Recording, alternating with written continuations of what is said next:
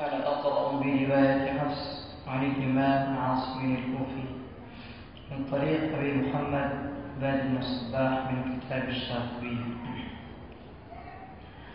أعوذ بالله من الشيطان الرجيم.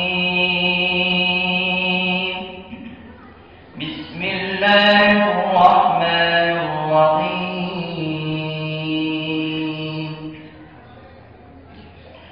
قل إنما أعظكم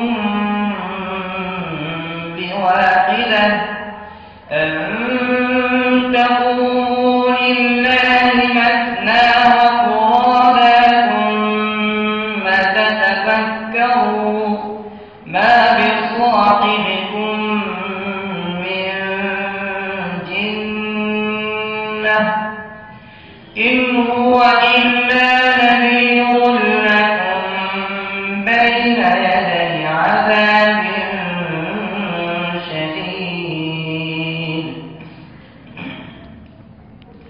قل إن ربي يقذف بالحق علام الغيوب.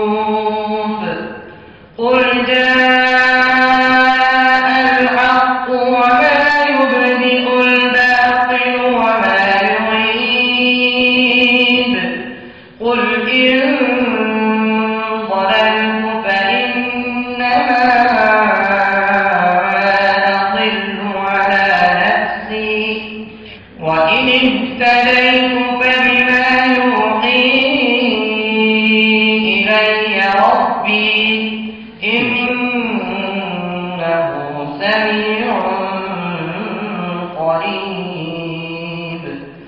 ولو ترى إذ فزعوا فلا فوت وأخذوا من مكان قريب وقالوا